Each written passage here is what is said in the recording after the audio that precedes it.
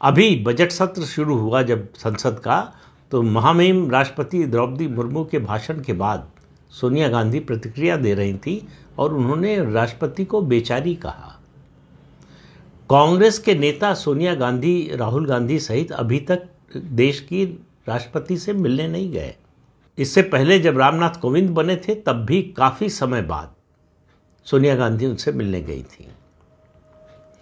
नेता प्रतिपक्ष होने के नाते ये संवैधानिक दायित्व था, ये संवैधानिक परंपरा थी कि राहुल गांधी राष्ट्रपति से मिलने जाते, लेकिन उनको लगता है कि एक आदिवासी से शायद मिलने से उनका स्तर गिरता है, उनकी प्रतिष्ठा को ठेस पहुंचती है, तो वो जो सेंस ऑफ एंटाइटलमेंट है वो ऐसा होने नहीं देता।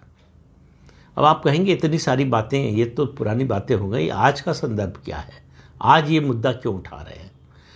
आज मुद्दा इसलिए उठा रहे हैं कि कल यानी मंगलवार को राज्यसभा में जो कुछ हुआ, राज्यसभा में विपक्ष हंगामा कर रहा था, उस पर उपसभापति हरिवंश ने मल्लिकार्जुन खड़गे जो नेता प्रतिपक्ष है राज्यसभा में, उनसे पूछा कि आप लोग बोलना नहीं चाहते, बजट पर बहस चल रही है।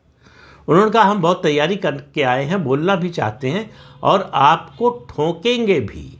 उपसभापति या पीठासीन अधिकारी के लिए इस तरह की भाषा, और वो भी नेता प्रतिपक्ष बोले। तुरंत हरिवंश ने उसका प्रतिकार किया, उसका विरोध किया। ये किस तरह की भाषा बोल रहे हैं आप, क्या बोल रहे हैं आप? और उसके बाद नेता सदन जगत प्रकाश नड्डा खड़े हुए, उन्होंने कहा ये चेयर का अपमान है, और मल्लिकार्जुन खड़गे माफ़ी मांगे। उन्होंने सीधे सीधे जो है वो पीठासीन अधिकारी उपसभापति का अपमान किया है इस तरह की भाषा बोलकर।